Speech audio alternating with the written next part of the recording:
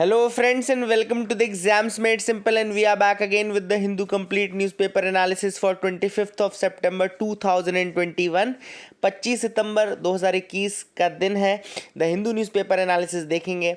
शुरू करने से पहले यूपीएससी का रिजल्ट आ चुका है. जैसा कि मैंने कल भी आपको बताया था वीडियो में, Shubham Kumar is the topper for this year UPSC 2020. IIT Bombay के ग्रेजुएट हैं. He has topped the civil service examination. Second rank goes to Jagriti and third is for Ankita. And जो थर्ड एंड 21st रैंक है ना, दोनों सिस्टर्स हैं. ये भी आप देख लीजिएगा. Third rank is Ankita Jain and I think 21st rank is Vaishali Jain. They both are sisters. And Tina Dabi की सिस्टर की 15th रैंक है. ये भी आपको बता दूँ. So these are the things which you can, ये मोटी मोटी हाईलाइट्स थी. एंड द रिज़ल्ट ओवरऑल हमेशा से मोटिवेटिंग रहता है. कभी भी कोई रिज़ल्ट आता है तो वो मोटिवेट करता है. तो आई होप ये रिज़ल्ट भी आप लोगों को मोटिवेट करेगा.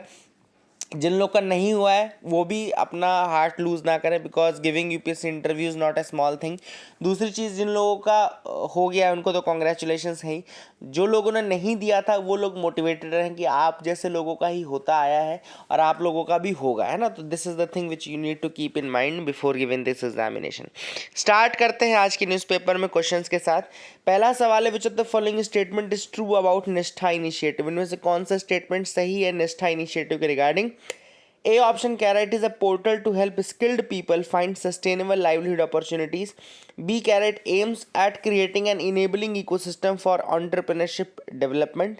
C कह रहा है, it is the capacity building program for improving the quality of school education through integrated teacher training. या D कह रहा है, it is a scheme to improve the performance of, ठीक है ना. एंड ये आपको बताना है टेक्सटाइल इन इंडिया. तो दूसरा सवाल है, अथिकाराय कायामे श्रीहति एंड भेजरी. What are these are seen in news. Which of the following correctly represent these. नाम फिर से सुन लिया, अथिकाराय कायामे श्रीहति एंड भेजरी. ये क्या है. Options are A indigenous rice, B folk rituals, C medicinal herbs या D sacred groups. Question number 3 है, डेमोक्रेसी इंडेक्स इनमें से कौन सी ऑर्गेनाइजेशन निकालती है. Options are A United Nations Environment Programme, B World Bank, C Economic Intelligence Unit या D Reporters Without Borders. Democracy index इनमें से कौन निकालता है. So these are the 3 questions. Please do try to answer these questions as a practice. आपके objectives के लिए, prelims के लिए प्रैक्टिस का काम करेगा. अटेम्प्ट जरूर करेगा. Now let me tell you the answer. पहला सवाल था निष्ठा इनिशिएटिव. तो निष्ठा इनिशिएटिव का जो करेक्ट आंसर है वो है सी. ये एक कैपेसिटी बिल्डिंग प्रोग्राम है for improving the quality of school education through integrated teachers training. दूसरा क्वेश्चन था कि अथिकाराय कायामे श्रीहति एंड भेजरी क्या है. तो they are indigenous rice varieties. याद रखिएगा, इंडिजिनस राइस वेराइटीज़ हैं. A will be the answer. And तीसरा सवाल है, डेमोक्रेसी इंडेक्स इनमें से कौन निकालता है. तो डेमोक्रेसी इंडेक्स निकालता है इकोनॉमिक इंटेलिजेंस यूनिट, यानी कि C will be the answer for this. और जो आपका रिपोर्टर्स विदाउट बॉर्डर्स है वो कौन सा रिपोर्ट निकालता है. वो प्रेस फ्रीडम इंडेक्स निकालता है. याद रखिएगा, रिपोर्टर्स विदाउट बॉर्डर्स आपकी प्रेस फ्रीडम इंडेक्स निकालता है. ठीक है ना. तो ये भी कुछ चीज़ें जो आपको याद रखनी है. मूव करते हैं mains question of the day की तरफ. तो आज का mains question of the day है, will Quad group lose its relevance after the advent of AUKUS. तो यानी कि AU के US यानी ऑकस के आने के बाद क्या क्वाड ग्रुप अपने रेलिवेंस खो देगा. आपको क्रिटिकली एनालाइज करना, मतलब दोनों पॉइंट देना है कि खो भी देगा नहीं भी खोएगा, क्या होगा, फाइनल आपको वे फॉरवर्ड बताना है. तो this is the mains question of the day. I hope you got clarity. और आप आंसर करने की कोशिश करेंगे, कुछ पॉइंट्स लिखने की कोशिश करेंगे. Some of you are daily writing the answers. I think Rajat is the one person who writes daily and Deepthi Kumari writes daily, and so you people are doing very good thing. Keep doing that, keep writing the answers. That will definitely motivate others also, and that will help you in your long term preparation. आगे move करते हैं, news analysis part की तरफ आते हैं. पहली जो news है वो है इंटरनेशनल हाइड्रो पावर एसोसिएशन. अब इंटरनेशनल हाइड्रो पावर उसने NHPC यानी कि NHPC का 510 मेगावाट का तीस्ता 5 पावर स्टेशन है. याद रखिएगा, NHPC का 510 मेगावाट का तीस्ता 5 पावर स्टेशन है जो कि हिमालयन स्टेट ऑफ सिक्किम में लोकेटेड है. उसको एक अवार्ड दिया है जिसको बोलते हैं ब्लू प्लैनेट प्राइज़. याद रखिएगा, ब्लू प्लैनेट प्राइज़ मिला है. किसको मिला है. NHPC के तीस्ता 5 हाइड्रो पावर प्लांट को ब्लू प्लैनेट प्राइज़ मिला है. ब्लू प्लैनेट प्राइज मिला है. ठीक है ना. और ये किसने दिया है. इंटरनेशनल हाइड्रो पावर एसोसिएशन ने. पावर एसोसिएशन ने दिया है। अब ये तीस्ता 5 पावर स्टेशन याद रखिएगा, it is owned and operated by the NHPC द्वारा ओन्ड एंड ऑपरेटेड है ये। एंड ये अवार्ड जो दिया जाता है ना, ये अवार्ड क्यों दिया जाता है कि अगर कोई भी प्लांट है, कोई भी हाइड्रो पावर प्लांट है इस तरीके का, और वो कहना चाहिए कि अगर इतना सस्टेनेबल डेवलपमेंट के साथ काम कर रहे हैं, that is working with proper sustainable development and all, तो ये IHA का ब्लू प्लैनेट प्राइज दे जाता है। क्योंकि लिखा है IHA is blue planet to hydro power demonstrate excellence in the sustainable development. ऐसे हाइड्रो पावर प्रोजेक्ट जो कि एक्सीलेंस डिमार्केट करते हैं, डेमोन्स्ट्रेट करते हैं in the sustainable development field, उनको ये ब्लू प्लैनेट। और ये कौन दिया है? IHA, यानी कि आपका इंटरनेशनल हाइड्रो पावर एसोसिएशन, याद रखिएगा, international hydro power association. Teesta के बारे में आपको पता होगा कि तीस्ता रिवर जो है 414 किलोमीटर की लॉन्ग रिवर है, एंड ये राइज करती है Pauhunri mountains of the eastern Himalayas, and ये फ्लो करती है सिक्किम के थ्रू, वेस्ट बंगाल के थ्रू, एंड बांग्लादेश के थ्रू, एंड फिर इंटर करती है वे ऑफ बंगाल में। और in India it flows through northern Sikkim, eastern Sikkim, Pakyong district and Kalimpong district हो गया, दार्जिलिंग हो गया, जलपाईगुड़ी हो गया, कूच बिहार हो गया आपका, है ना, इन सब जगहों से ये निकलता है। एंड ये फाइनली ब्रह्मपुत्रा को फुलचरी पे मिलती है, फुलचरी पे ये ब्रह्मपुत्रा से मिलती है in the Bangladesh region, and that is the thing which is important, ठीक है ना। and Teesta is the largest river of Sikkim and second largest river of West Bengal after Ganges। तो याद रखिएगा, ये तीस्ता जो है लार्जेस्ट रिवर है सिक्किम की, तो ये भी एक फैक्ट आप याद रख सकते हैं, ठीक है ना। that is the thing which you can remember। अगली न्यूज़ है, द वर्ल्ड मीटरोलॉजिकल ऑर्गेनाइजेशन ने एक रिपोर्ट निकाली जिसका नाम है climate indicators and sustainable development demonstrating the interconnections. ये रिपोर्ट याद रखिएगा, climate indicators and sustainable development demonstrating the interconnections. अब ये रिपोर्ट निकाली किसने? WMO, यानी कि वर्ल्ड मीटरोलॉजिकल ऑर्गेनाइजेशन ने ये रिपोर्ट निकाली है। अब इस रिपोर्ट में उन्होंने ये कहा है कि जो क्लाइमेट चेंज है, मतलब उसके और क्लाइमेट चेंज के इंडिकेटर्स कौन कौन से, मतलब किस तरीके से आपको पता चलेगा कि क्लाइमेट चेंज हो रहा है। तो ये मैं क्यों आपको न्यूज़ बता रहा हूँ, इसमें रिपोर्ट से भी ज़्यादा इंपॉर्टेंट ये जो इंडिकेटर्स मेंशन्ड है ना वो, तो क्योंकि कभी आपको अगर क्वेश्चन आता है, जैसे एक बार क्वेश्चन आया था मेंस में कि climate change is a reality, या इस तरीके का क्वेश्चन अगर आता है जिसमें क्लाइमेट चेंज के बारे में पूछ रहा है और बता कर रहा है कि कैसे आप कहेंगे कि क्लाइमेट चेंज हो रहा है नहीं, तो उसमें आप इन इंडिकेटर्स के बेसिस पे आप बता सकते हो कि क्लाइमेट चेंज के इंडिकेटर्स कौन कौन से और किस तरीके से आपको मतलब डिटरमाइन करोगे कि क्लाइमेट चेंज हो रहा है कि नहीं हो रहा है, ठीक है ना। तो ये जो इंडिकेटर्स हैं वो अब एक एक करके अपन देख लेते हैं। पहला है कार्बन डाइऑक्साइड कंसंट्रेशन, यानी कि कार्बन डाइऑक्साइड का जो कंसंट्रेशन है उसके बेसिस पे एक तो पता चलता है, ठीक है ना। दूसरा जो होता है आपका ये टेम्परेचर चेंज के बेसिस पे आप बता सकते हैं कि क्लाइमेट चेंज हो रहा है नहीं। तीसरा है ओशियन एसिडिफिकेशन, यानी कि ओशियन के एसिडिफिकेशन से आप बता सकते हैं कि क्लाइमेट चेंज हो रहा है कि नहीं। Then oceans heat content, ocean में अगर टेम्परेचर बढ़ रहा है तो आप बता सकते हैं कि टेम्परेचर राइज हो रहा है। देन सी आइस कंटेंट एक्सटेंट, तो सी आइस मतलब कि कितना आइस है, कितना क्या है, इसके बेसिस पे आप बता सकते हैं। Glacier mass balance, sea ice extent, glacier mass balance और सी लेवल राइज, ये अलग अलग इंडिकेटर्स हैं। ये सारे इंडिकेटर्स आप नोट कर लो, लिख लो। अगर किसी स्पेसिफिक टर्म पे आपको क्लैरिटी नहीं है तो वो सर्च करके पढ़ भी लो, लेकिन अगर आपको आंसर लिखना हो कभी तो आप ये पॉइंट ज़रूर मेंशन करिएगा उसमें, ठीक है ना। अगली जो न्यूज़ है वो है चैरिटीज़ एड फाउंडेशन की एक रिपोर्ट के बारे में है। चैरिटीज़ एड फाउंडेशन की रिपोर्ट है वर्ल्ड गिविंग इंडेक्स। तो वर्ल्ड गिविंग इंडेक्स कौन निकालता है? पहली चीज़ तो आपको याद रखना है कि चैरिटीज़ एड फाउंडेशन निकालती है, ठीक है ना। एक चीज़ मैं और थोड़ा आपको लास्ट की न्यूज़ में बता देता हूँ, जो WMO है, वर्ल्ड मीटरोलॉजिकल ऑर्गेनाइजेशन, याद रखिएगा वो एक इंटर गवर्नमेंटल ऑर्गेनाइजेशन है जिसमें कि 192 मेंबर स्टेट्स हैं, 192 मेंबर स्टेट्स हैं WMO के।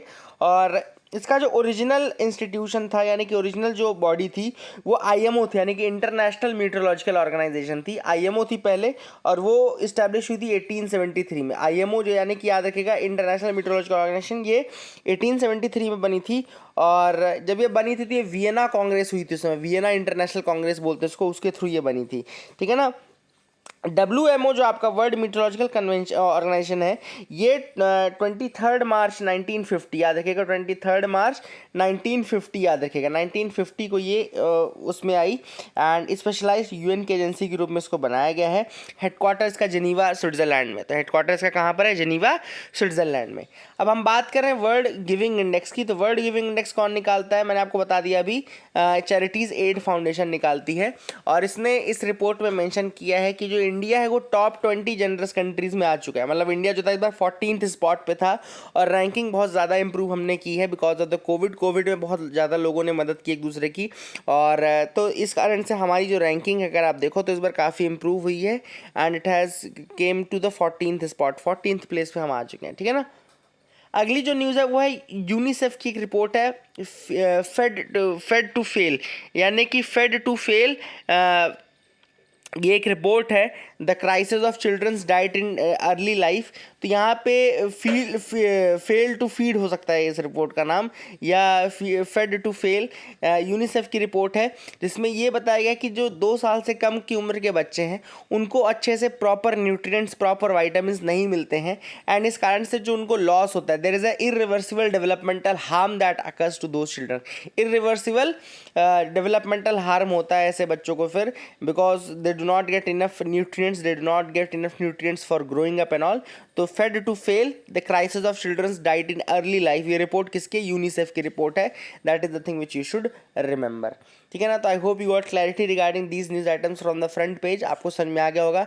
आगे मूव करते हैं, एडिटोरियल ऑफ द डे की तरफ आते हैं। पहला एडिटोरियल है when global firms disengage employment suffers. अब यहाँ पर जो ऑथर ने आर्टिकल लिखा है, ये लिखा है कि ग्लोबल फर्म्स जो हैं धीरे धीरे जैसे इंडिया को छोड़ के जा रही हैं। अब ये छोड़ के जा तो रही हैं लेकिन अपने साथ ये बहुत सारी चीज़ें ले जाती हैं, जिसमें सबसे इंपॉर्टेंट है एम्प्लॉयमेंट अपॉर्चुनिटीज़ ये ले जाती हैं। ठीक है ना। सबसे पहले ऑथर ने कहा है कि अभी रिसेंटली लेबर स्टैटिस्टिक्स रिलीज़ किए गए थे by the centre for monitoring Indian economy, CMIE ने रिलीज़ किया था, centre for monitoring Indian economy ने रिलीज़ किया, जिसमें उन्होंने कहा कि अनएम्प्लॉयमेंट रेट जो है वो इंक्रीज़ हुआ है फ्रॉम 7% टू 8.3% इन अगस्त।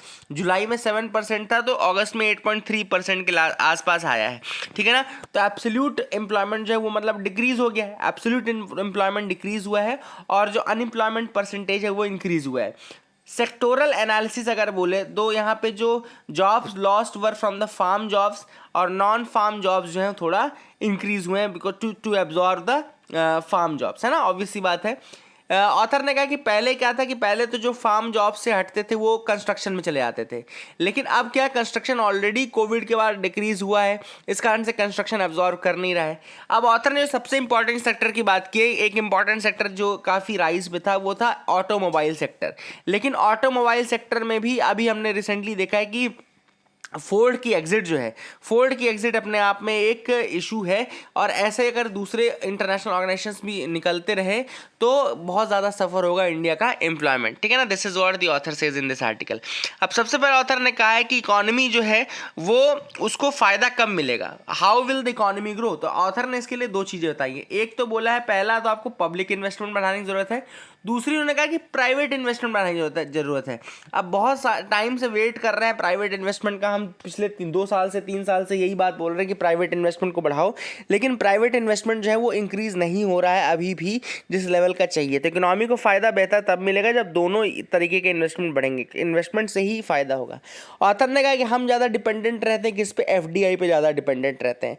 ठीक है, FDI पे डिपेंड रहना कोई बुरी बात नहीं है क्योंकि उससे भी आपका टेक्नोलॉजी ट्रांसफ़र होता है, उसमें भी एम्प्लॉयमेंट मिलता है, मैन्युफैक्चरिंग यूनिट इस्टेब्लिश होती है। लेकिन FDI जितना जल्दी आता है फिर वो जा भी सकता है ना, जैसे हमने फोर्ड का केस देखा। फोर्ड का जो एग्जिट है अपने आप में वो 10, 20, 30, 40 हज़ार जॉब्स लेकर के चला जाएगा। ठीक है ना। That is the big question, that is the thing which has been asked. ना ऑथर ने यहाँ पे कहा है कि कुछ चीज़ें हैं जो ऑटोमोबाइल सेक्टर के एक्सपेंशन को रोक रही हैं, जैसे कि फर्स्ट उन्होंने कहा है कि due to novel corona virus pandemic and जो लॉकडाउन लगा उससे इकोनॉमी अपने आप स्लगिश हो गई। That is the first reason why the automobile sector is decreasing. दूसरा उन्होंने कहा कि जो शॉर्टेज ऑफ सेमी कंडक्टर्स हैं they continue to impact the production.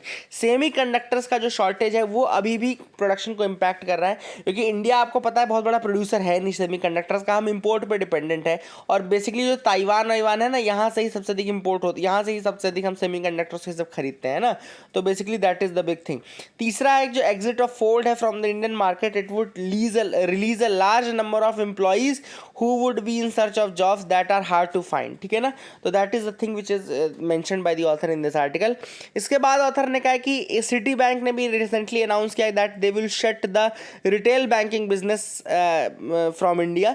तो सिटी बैंक ने कहा है कि वो भी इंडिया से अपना रिटेल बैंकिंग बिजनेस जो है वो शट डाउन कर देंगे। अब ये यूएस बेस्ड बैंक है, ये शट डाउन करेगा तो 4,000 लोगों से ज़्यादा का एम्प्लॉयमेंट लगभग ये लेकर के अपने साथ जाएगा। तो ऑथर ने वही कहा कि इस तरीके की जब चीज़ें हम दूसरों पे जब बाहर ज़्यादा डिपेंडेंट रहेंगे तो जब वो फर्म्स जाएंगी ना तो अपने साथ एम्प्लॉयमेंट की क्राइसिस क्रिएट करके जाएंगे, ठीक है ना। एंड ये जॉब जनरेशन पे काफ़ी ज़्यादा बड़ा इम्पैक्ट क्रिएट करती हैं, ठीक है ना। एंड कुल मिलाकर के दैट इज द थिंग। दूसरा ऑथर ने ये कहा है कि जो डिस्ट्रक्शन ऑफ जॉब्स है it creates the mismatch in the labour market, मतलब डिमांड एंड सप्लाई जो लेबर्स की ना उसको बहुत ज़्यादा ये ख़राब कर देता है जब भी ये डिस्ट्रक्शन ऑफ जॉब्स होता है। डिस्ट्रक्शन ऑफ जॉब्स का मतलब क्या हुआ कि जैसे लोग पहले एम्प्लॉयड थे लेकिन फिर बाद में अनएम्प्लॉयड हो गए because of the exit of that firm, तो ये कहलाता है डिस्ट्रक्शन ऑफ जॉब्स। तो ये जो डिस्ट्रक्शन ऑफ जॉब्स है that is very bad and that creates a mismatch in the labour market. ये मिसमैच क्रिएट कर देता है लेबर मार्केट में, डिमांड एंड सप्लाई में एक मिसमैच क्रिएट कर देता है। That is what has been mentioned by the author in this article, ठीक है ना। इसके अलावा ऑथर ने ये भी कहा कि जैसे क्या होता है कि कई बार हाई स्किल्ड वर्कर्स जो रहते हैं वो क्या कर लेते हैं, they block the possibility of new entrants. जो अभी अभी रिसेंटली इंट्रेंट आए हैं मार्केट में उनको हाई स्किल्ड वर्कर्स जो है वो कहीं ना कहीं उनको ब्लॉक कर देते हैं। और उससे बात होता क्या है कि कई बार ये भी होता है कि हमने देखा कि जब मार्केट में अगर बहुत ज़्यादा लेबर आ गए, अगर बहुत ज़्यादा लेबर्स आ गए तो उसका इम्पैक्ट क्या पड़ेगा, उसका इम्पैक्ट ये पड़ेगा कि उनके वेजेस जो हैं वो डिक्रीज हो जाएंगे। ऑब्वियसली बात है जब कंपटीशन ज़्यादा बढ़ेगा, सप्लाई ज़्यादा रहेगी तो उसके प्राइजेस घट जाएंगे, है ना। तो ये that is the big thing कि कई बार फिर वेजेस डिक्रीज होने लगते हैं। तो ये लेबर का जो डिमांड एंड सप्लाई है वो भी मेंटेन होना बहुत ज़रूरी है, अदरवाइज उसका इम्पैक्ट फिर आपको वेजेस में और सब जगह देखने को मिलता है। तो that is the thing which author says कि इसलिए हम बहुत ज़्यादा FDI डिपेंडेंट भी नहीं रह सकते, हमको कहीं ना कहीं एक बैलेंस बना करके चलना पड़ेगा और अपने पब्लिक प्राइवेट इन्वेस्टमेंट दोनों की तरफ फोकस करना पड़ेगा। अपनी इकोनॉमी को एक ऐसा पुश देना पड़ेगा, कैसा देना पड़ेगा कि यहाँ पे खुद का डेवलपमेंट हो, खुद हमारे यहाँ पे मतलब कि जॉब्स क्रिएट हों, ओरिजिनल इंडियन जॉब्स क्रिएट हो, है ना। That is the thing which author says in this article. अगला जो आर्टिकल है वो है India is not a bystander in the AUKUS saga. अब यहाँ पर India is not a bystander in the AUKUS saga, यहाँ पे ऑथर ने जो बात कही है वो ये कहा है कि ऑकस पहले तो आपको पता होना चाहिए कि ऑस्ट्रेलिया, यूके, यूएस, ये 3 का ग्रुप है, ऑस्ट्रेलिया, यूके, यूएस, जिसमें कि यूएस ने कसम खाई है, माँ कसम भगवान कसम सबकी कसम खा करके बोल रहे हैं वो कि ऑस्ट्रेलिया को वो न्यूक्लियर सबमरीन प्रोवाइड करेंगे, बैलिस्टिक सबमरीन, न्यूक्लियर सबमरीन ये प्रोवाइड करेंगे, ठीक है ना। अब यहाँ पे देखो बहुत अच्छी बात ये हुई यहाँ पे कि ऑस्ट्रेलिया ने यही कसम फ्रांस के साथ खाई थी पहले कि हम आपसे ही खरीदेंगे भाई साहब और किसी से खरीदेंगे ही नहीं। और फ्रांस वाले भी खुश थे, उनको लगा कि भैया चलो 10,000 करोड़ रुपए की डील हो गई है, पैसा मिलने वाला, तो उन्होंने खूब मिठाई बंटवा दी फ्रांस में। अब जैसे ही ऑस्ट्रेलिया को यूएस ने वादा किया कि चलो ऑकस बनाते हैं और ऑकस बना करके आपको न्यूक्लियर सबमरीन हम प्रोवाइड करेंगे, वैसे ही ऑस्ट्रेलिया ने फ़ोन किया किसको, फ्रांस को, और बोला कि अब अपनी डील कैंसिल हो गई। तो ये चीज़ यहाँ मेंशन है कि this is a big heartbreak for France as well. ये फ्रांस के लिए बहुत बड़ा हार्ट ब्रेक है अपने आप में। That is the big thing which has been mentioned by the author in this article कि ऑकस के आने के बाद एक जो रिफ्ट थी वो कहीं ना कहीं ऑस्ट्रेलिया और फ्रांस के बीच में भी आई है बिकॉज ऑफ दिस। क्योंकि ऑब्वियस सी बात है, आपने किसी को बोला डील करेंगे, आपने एक मतलब कॉमन स्टेटमेंट निकाल लिया जिसमें आपने कहा कि हम और फ्रांस मिल करके न्यूक्लियर सबमरीन की डील करेंगे, और वो उधर काम बेचारे चालू कर दिए है ना, फाइल वैल्यू वहाँ मूव करने लगे वो लोग। और ऐसे में फिर बाद में आप बोलो कि नहीं यार हम तो ऑकस का मेंबर बन गए, अब हम छोड़ देंगे। तो France basically that is an indignant position and वो उसने जो कहा भी है, देखो ये लिखा भी है कि France has called this as backstabbing and betrayal.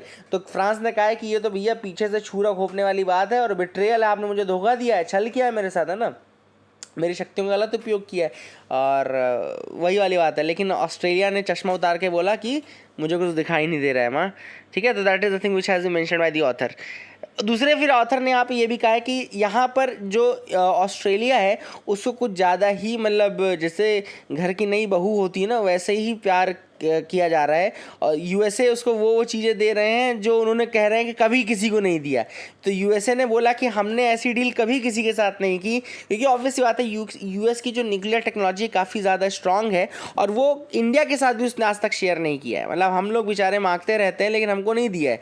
और यूएसए वहीं पे अभी ऑस्ट्रेलिया वहीं पे नया नया ऐसा दोस्त बन रहा है और उनको ये सब चीज़ें प्रोवाइड कर रहे हैं। तो दैट इज़ आई थिंक कि यूएसए जो है वो काफ़ी ज़्यादा क्लोज जा रहा है और यहाँ पे इंडिया इंडिया भी एक सवाल पूछ सकता है कि भाई हमारे साथ आप इतने डिफेंस डील कर चुके हो, हमारे साथ आप इतना कोजी होते हो, लेकिन अभी यहाँ पर जब टेक्नोलॉजी देने की बात आ रही है तो आप हमको नहीं दे रहे हो, वो आपने ऑस्ट्रेलिया को दे दी है। तो ये that is creating a rift. तो यहाँ पे ऑथर ने अमेरिका के बारे में कहा है कि अगर अमेरिका अपने फ्रांस जैसे नेबर को, ऑस्ट्रेलिया अपने फ्रांस जैसे रिलेटिव को, जो कि नेटो मेंबर है फ्रांस अपने आप में, तो नेटो पार्टनर है सॉरी, तो उसको आप धोखा दे सकते हैं अगर, तो फिर समझ लो इंडिया लोगों का क्या ही हाल करेंगे ये।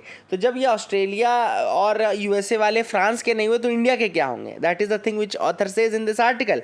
एंड यहाँ पे ऑथर ने ये भी कहा है कि हमको क्या है कि जो ईस्टर्न इंडियन ओशन वाला रीजन है वहाँ पे हमको बहुत जल्दी अपने नेवल शिप्स डिप्लॉय करने ज़रूरी हैं, अदरवाइज़ ये ऑस्ट्रेलिया हम इंडिया से पहले अपनी सबमरीन वहाँ पे बिठा देगा, है ना। तो that is the thing author says कि हमको ईस्टर्न जो इंडियन ओशन वाला रीजन है उसको कैप्चर करना बहुत ज़्यादा ज़रूरी है, और वहाँ पे हमको अपने जो नेवल शिप्स हैं उनको वहाँ पे इस्टेब्लिश करना है। अदरवाइज़ हमारी जो पेस है न्यूक्लियर सबमरीन बनाने की वो थोड़ा स्लो है।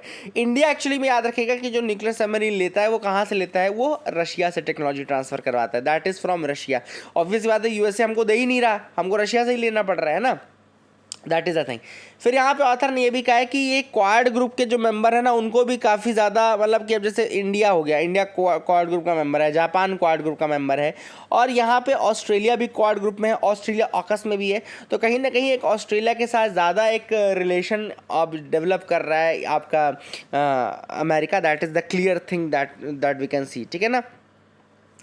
इंडिया का प्रोजेक्ट 75 आप सबको पता होगा, इंडिया का प्रोजेक्ट 75 जो स्कॉर्पियन क्लास सबमरीन प्रोग्राम के लिए है, ये याद रखना ये फ्रांस से ही है, स्कॉर्पियन क्लास सबमरीन, ठीक है ना। तो याद रखेगा this is the project 75 submarine के रिगार्डिंग है, स्कॉर्पियन क्लास की, ठीक है ना। That is the thing which you should remember.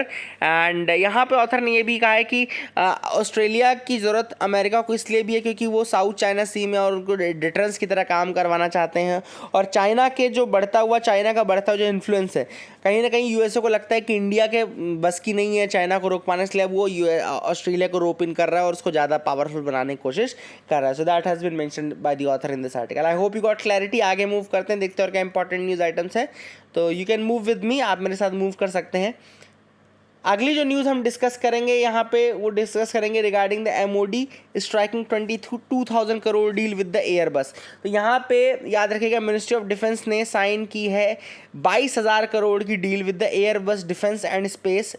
Spain का जो सिस्टम है ये Airbus defence and space SA जो है वो स्पेन की कंपनी, याद रखिएगा स्पेन की है, और हम वहाँ से क्या लेने वाले हैं, C-295 MW ट्रांसपोर्ट एयरक्राफ्ट लेने वाले हैं। याद रखिएगा C-295 MW ट्रांसपोर्ट एयरक्राफ्ट लेंगे to replace the Indian air force ageing 56 Avro aircraft हमारे 56 थे, उनकी जगह हम रिप्लेसमेंट में क्या लेने वाले हैं, 56 ही एयरबस के C-295 MW ट्रांसपोर्ट एयरक्राफ्ट हम उनसे लेने वाले हैं, ठीक है ना। That will be replacing the Indian air force एवरो aircraft, ठीक है ना। तो that is the thing which is important, and this is the first project of its kind in which a military aircraft will be manufactured in India under the technology transfer by the private sector. तो ये पहला project है अपने तरह का जिसमें एक military aircraft will be manufactured in India under technology transfer by a private sector. तो प्राइवेट सेक्टर टेक्नोलॉजी ट्रांसफर करेगा और जो मिलिट्री एयरक्राफ्ट है वो इंडिया में मैन्युफैक्चर होगा। This is the first time happening, ठीक है ना। स्पेन का है एयरबस सिस्टम, तो ये भी आप याद रख सकते हैं। आगे मूव करते हैं, देखते हैं और क्या इंपॉर्टेंट न्यूज़ आइटम्स है जिनके बारे में हमको डिस्कस करना है। So you can move with me, आप यहाँ पे मेरे साथ देख सकते हैं कि अगली न्यूज़ है US House approves $1 billion to resupply Iron Dome. अब यहाँ पे आयरन डोम आपको पता होना चाहिए, डिफेंस सिस्टम है किसका, इजराइल का डिफेंस सिस्टम है। अभी जब हमास ने उनके ऊपर अटैक किया था तो याद है आपको कि उनका जो डिफेंस सिस्टम था उसने वहाँ की सारी जो इनकमिंग मिसाइल्स थी उनको रोक लिया था। उसी डिफेंस सिस्टम को आयरन डोम कहते हैं, इजराइल का है, लेकिन सप्लाई किसने किया है, यूएसए ने सप्लाई किया है। तो अब यूएसए ने कहा कि देखो जो इजराइल की सिक्योरिटी सिक्योरिटी है वो यूएस की सिक्योरिटी के लिए बहुत ज़्यादा इंपॉर्टेंट है, और इसी कारण से उन्होंने कहा कि हम रीसप्लाई करेंगे आयरन डोम सिस्टम, $1 बिलियन का रीसप्लाई करेंगे iron dome system to the Israeli को हम रीसप्लाई करेंगे, क्योंकि वहाँ बहुत प्रोटेक्शन का काम करता है और वहाँ की प्रोटेक्शन बहुत ज़्यादा ज़रूरी भी है। This has been mentioned by the author. ये याद रखना ज़रूर कि जो आयरन डोम है वो इसराइल के पास है। वहीं एक और डिफेंस सिस्टम थार्ड है, THAAD, terminal high altitude air defence system बोलते हैं इसको, थार्ड बोलते हैं, terminal high altitude air defence system. ये साउथ कोरिया को दिया है यूएसए ने, साउथ कोरिया को दिया यूएसए ने। और इंडिया का जो है उसको ट्रायम्फ बोलते हैं, TRIUMF, ट्रायम्फ बोलते हैं। और ये कहाँ का है? ट्रायम्फ जो है ये रशिया से S-400 बोलते हैं एयर डिफेंस सिस्टम को, S-400 ये हमको रशिया ने दिया है, देगा, ठीक है ना। Economy on the path of revival, finance minister का कहना है इकोनॉमी जो है रिवाइवल के पाथ में है, और इसको सपोर्ट करने के लिए उन्होंने ये कहा है कि जो जीएसटी कलेक्शन है वो राइज हुआ है, एंड डायरेक्ट टैक्सेस जो कलेक्शन है वो भी राइज हुआ है। तो जीएसटी और डायरेक्ट टैक्सेस का कलेक्शन जो है वो बढ़ रहा है, एंड दैट शोज दैट की जो इकोनॉमी है वो अपने रिवाइवल के पाथ पे आ रही है। यहाँ पे अगली जो न्यूज़ है वो है anti dumping duty. Anti dumping duty क्या होती है मैं आपको बताता हूँ। जैसे मान लो कोई आइटम चाइना में 100 रुपये का बिकना चाहिए, उस आइटम की प्राइस, सपोज कोई आइटम X है वो चाइना में 100 रुपये का बिकना चाहिए। अब सपोज करो वही आइटम इंडिया में वो 50 रुपये का लेकर के उतर आए, बोले कि नहीं हम तो, हमारे पास बहुत ज़्यादा हो गया था चूँकि ये आइटम, तो अब हम उसको आधे दाम में बेचेंगे। तो ये कहलाती है डंपिंग। मतलब आपके कंट्री में जो उसकी नॉर्मल प्राइस है, MRP है, उससे बहुत कम करके जब आप दूसरे मार्केट में उस आइटम को बेचते हो तो वो कहलाती है डंपिंग। अब डंपिंग के लिए शास्त्रों में ये लिखा है, मतलब कि अगर आप कोई भी शास्त्र पढ़ेंगे, ऋग्वेद यजुर्वेद कुछ भी पढ़ें, उसमें लिखा है डंपिंग जब भी होगी तो उसके विरुद्ध एक टैक्स लगाया जाएगा, एक एंटी डंपिंग ड्यूटी लगाई जाएगी। तो वही चीज़ इंडिया ने भी की है, एंटी डंपिंग। और शास्त्रों की लिखी बात WTO भी नहीं हटा पाता, इसलिए जो एंटी डंपिंग ड्यूटी है वो एक रिकग्नाइज्ड मेथडोलॉजी है, एंड WTO उसको किसी भी तरीके से मतलब कि मार्केट क्लोजर में नहीं इंक्लूड करता है, उसको बेकायदा एक मेजर के रूप में माना जाता है। एंटी डंपिंग ड्यूटी हम लगाते हैं जब किसी आइटम को डंप किया जाता है किसी दूसरी कंट्री द्वारा। Department of telecommunication seeks TRAI views ahead of 5G auction. तो 5G ऑक्शन के पहले अब डिपार्टमेंट ऑफ टेलीकम्युनिकेशन जो है वो ट्राई से उनके व्यूज़ मांग रहा है। तो मैं थोड़ा आपको ट्राई के बारे में बताता हूँ। ट्राई का सबसे पहले फुल फॉर्म आपको याद रखना है, telecom regulatory authority of India. Try का फुल फॉर्म क्या है? Telecom regulatory authority of India. Establish कब हुआ था? इस्टेब्लिश हुआ था यह 20 फरवरी 1997 को, 20 फरवरी 1997 को इस्टेब्लिश हुआ था। एंड इसको इस्टेब्लिश किया गया था बाय एक्ट, एक एक्ट के थ्रू ये आया था। एक्ट का नाम है telecom regulatory authority of India act 1997। तो याद रखिएगा एक्ट का नाम क्या है? Telephone regulatory authority of India act 1997। Objectives क्या हैं ट्राई के? तो पहला ऑब्जेक्टिव है, ट्राई का मिशन है to create and nurture conditions for growth of telecommunication in the country. Country में टेलीकम्युनिकेशन को ग्रो करना ऑब्वियस सी बात है। TRAI regulates the telecom services, ये भी आपको पता है कि टेलीकॉम सर्विसेज रेगुलेट करता है। एंड टैरिफ्स का काम भी करता है, टैरिफ फिक्सेशन ये सब काम भी करता है। पहले जो टैरिफ वाला काम था वो सेंट्रल गवर्नमेंट करती थी, बट अब वो ट्राई के द्वारा किया जाता है। और fair and transparent telecom policies बनाने का काम भी ट्राई का है। हेडक्वार्टर आपको पता होना चाहिए कि दिल्ली में लोकेटेड है इसका हेडक्वार्टर। और चेयरमैन जो होता है, चेयरपर्सन जो होता है, उनका जो टेन्योर होता है 3 साल 65 साल, 3 और 65 विच एवर इज अर्लियर, ये याद रखिएगा ट्राई के चेयरपर्सन का टेन्योर होता है, ठीक है ना। एंड एक और इंपॉर्टेंट चीज़ है कि removal of the members, that central government is empowered to remove any member of the TRAI if he or she has been adjudged and insolvent. याद रखेगा सेंट्रल गवर्नमेंट के पास पावर है to remove any member of the TRAI if he or she has been adjudged as insolvent, ठीक है। That is the thing which is important, आप इन सब फैक्ट्स को याद रख लीजिएगा। बाकी फिर यहाँ पे क्या था और न्यूज़ में वो देख लेते हैं। यहाँ पे लास्ट ये CCI क्या, कंपटीशन कमीशन ऑफ इंडिया, ये भी एक स्टैट्यूटरी बॉडी है, याद रखिएगा ये भी एक statutory body, competition commission of India. Actually में 2002 में एक एक्ट आया था जिसको हम बोलते हैं competition commission act. Competition commission act आया था 2002 में, और उसके तहत 2003 में कंपटीशन कमीशन ऑफ इंडिया को बनाने का काम शुरू हो गया। लेकिन एक्चुअली जो इसकी फंक्शनिंग है वो 2009 से स्टार्ट होती है। तो ये भी याद रखिएगा कि एक्चुअल जो फंक्शनिंग है CCI की कब से स्टार्ट होती है? 2009 से स्टार्ट होती है और 2002 में एक्ट आया था जिसके तहत इसको एक स्टैट्यूटरी बॉडी के रूप में बनाया गया था। इसके पहले भी एक बॉडी काम करती थी जिसको MRTP एक्ट बोलते हैं, monopolies and trade restrictive services, trade restrictive policies act बोलते थे। मोनोपोली को ख़त्म करने के लिए एक्ट था MRTP एक्ट, यानी कि monopoly and trade restrictive activities prevention act था, और उसको रोकने के लिए MRTP एक्ट था। और फिर 2002 में ये स्टैट्यूटरी प्रोविजन और बनाया गया, कॉम्पिटिशन कमीशन एक्ट लाया गया और कॉम्पिटिशन कमीशन ऑफ इंडिया को बनाया गया। ठीक है ना, that is the thing which is important. I hope you got clarity regarding all these things, आपको समझ में आ गया होगा। और स्पोर्ट्स सेक्शन में अगर आप देखें तो यहाँ पे IPL चल रहा है, आप सबको पता है कि वर्ल्ड T20 इस बार होने वाला है, इस साल वर्ल्ड T20 वर्ल्ड कप भी होने वाला है, एंड लेट्स सी कि इंडिया जीतता है कि नहीं जीतता। So that is it for the day friends, and फिर से वही बोलूँगा कि UPSC का रिजल्ट से हताश निराश नहीं, बल्कि उससे हमेशा अपने आप को मोटिवेशन लेने की ज़रूरत है। ठीक है ना, always remain motivated, always keep studying, that is all I want, that is it for the day. Thank you and have a nice day.